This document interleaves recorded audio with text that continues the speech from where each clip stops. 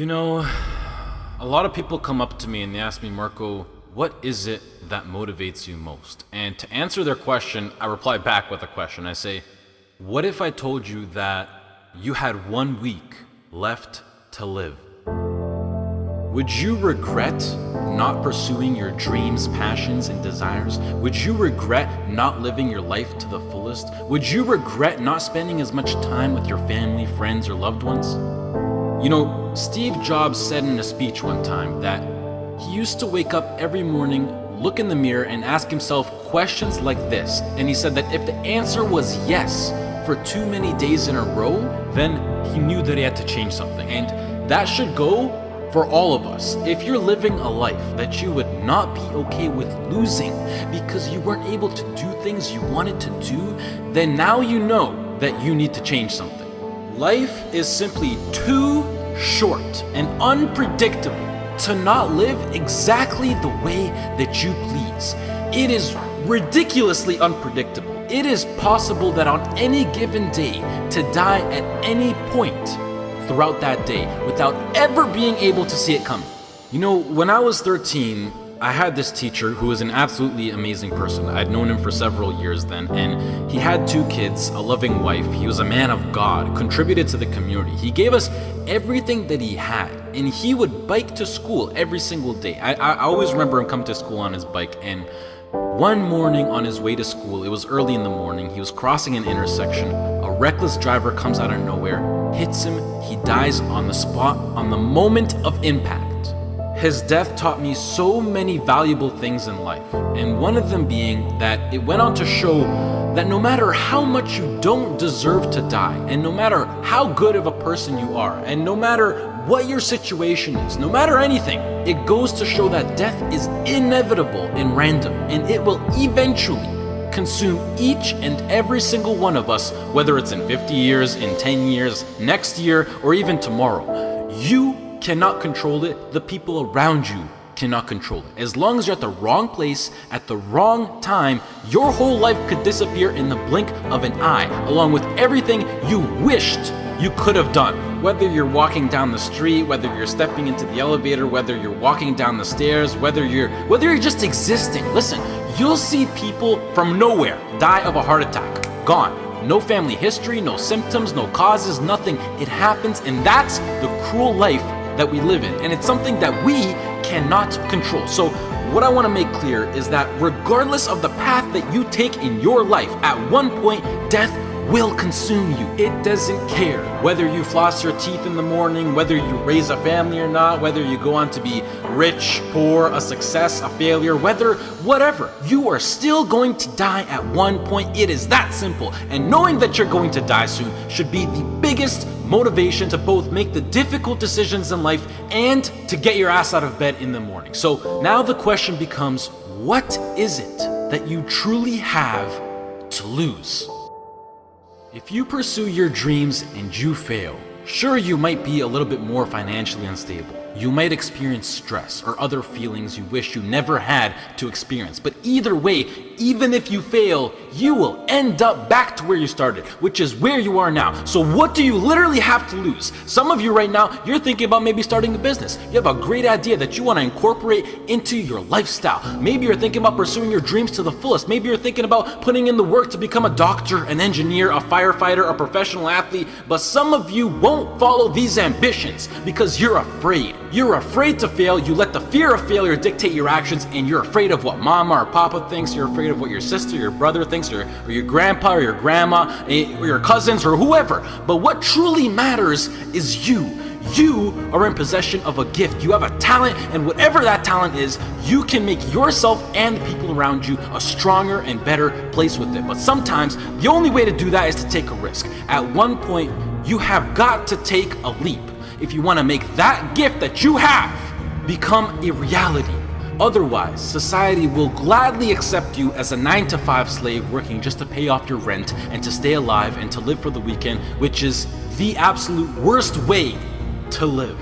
If you don't jump, believe me, if you don't pursue your gift, you will live a life full of regret, and your gift, your dreams, everything that you ever had to offer to the world will die with you. From first-hand experience, I am pissed off at myself. I am pissed off and I regret so much in my life. I can't even fathom explaining it. Not about what I've done, but what I haven't done. All the opportunities that I turned down and all the chances that I never took just because I was afraid or because I was worried about what other people think. And I officially decided to sit down. I sat down for weeks. I didn't just think of what I'm saying right now. I didn't think of it overnight. This is months. This is months of thinking, and I just sat down and I just wrote. And after comparing the randomness of death versus the chance of you failing while relentlessly pursuing your dreams versus the chance of you living a terrible life because you failed at pursuing your dreams versus just calling it a day right now and living a traditional Western world lifestyle versus everything you can think of versus absolutely everything. And I can gladly say that right now, as of this moment right here, I would rather live each day as if it were my last and take every risk possible in these sacred moments that I have on earth now to make myself as successful and happy as possible than to be sitting in my deathbed when I'm 90 years old regretting not taking a chance and thinking about what my life could have been if I just jumped when I was 18 or when I was 15 or when I was 22, because tomorrow is not a promise. I would rather die trying to live my dreams than to live a longer life filled with regret. Life is too short and too unpredictable to live it. I've seen it firsthand. It is not worth it to live it safe, basic, and traditional. But do you know why most people choose to live that safe life over taking risks in their life? I mean, there's a pretty good argument not to. Why would you? Why would you take a risk that puts you through stress, puts your family through stress, makes you lose sleep, makes you lose time, makes you put in the extra work, makes you take ridiculous chances that are 1 to 1,000? You know, but before I even continue, the fact that I'm even sitting here and talking is astonishingly ridiculous on its own. The chance of you being born is 1 to 400 trillion. That number is so big you cannot even wrap your head around it. But okay, what I wanted to say was that the reason why people don't want to take these risks is because right now they feel like they got a lot to lose and that their current situation is relatively nice. And most importantly, right now, they are comfortable. They got used to living basic within society standards, being with their friends every now and then, being well rested. They got comfortable. And when you get comfortable, you don't want to move. And that comfort zone, I like to call it the danger zone, because this comfort zone will persuade you to stay in there for as long as possible. And it is, I know how it is. I know the comfort zone. It is so convincing. It is so hard to escape comfort. I know. And as it persuades you to stay in there, you will literally, unconsciously, see, I'm so serious when I say this, you will literally see your whole life go right by you.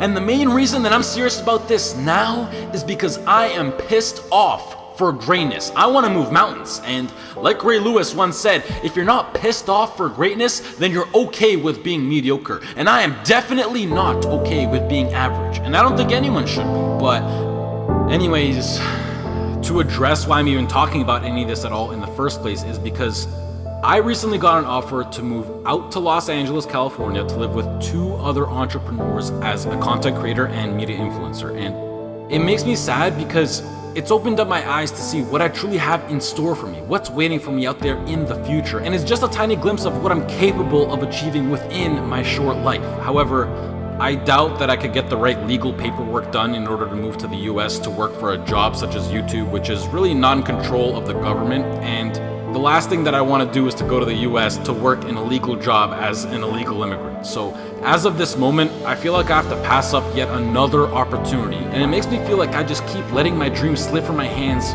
once more. And now that I've seen the reality of what is possible, this house in LA next to the beach on California with a huge city, great weather, and working a job that I would absolutely love and live for with people who share the exact same dream and vision, it has me thinking like, hell yeah, I would gladly die chasing this dream relentlessly than never chase it at all and play it safe and being trapped within my own mind of thinking about what my life could have been.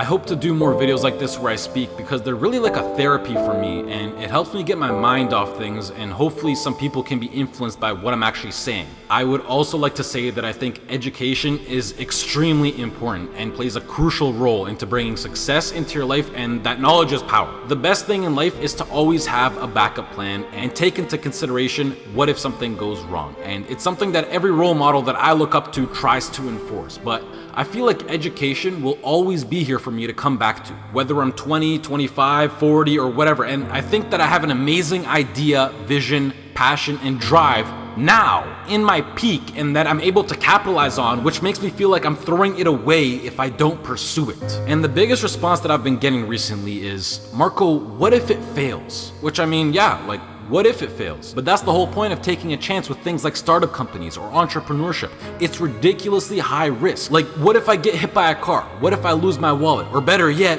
what if this succeeds? You know, it's easy to be negative or to be closed-minded, but I think it's easier to be optimistic and to be open-minded. And please do yourself a favor, which is a separate topic on its own for another time, but try to surround yourself with people who impose and promote positivity and good vibes. You will notice the tremendous effect that it has on your lifestyle. Starting your own business or being self-employed, although preferable, doesn't exactly require any kind of diploma or degree. And I think that with a proper business plan and with the drive that people like you who are watching this video fuel me with, I feel like I can accomplish anything. If you're still listening, I love you, mad respect. That's true loyalty right there. If you're less, this has been Marco. I hope you all have a great rest of the day, and goodbye.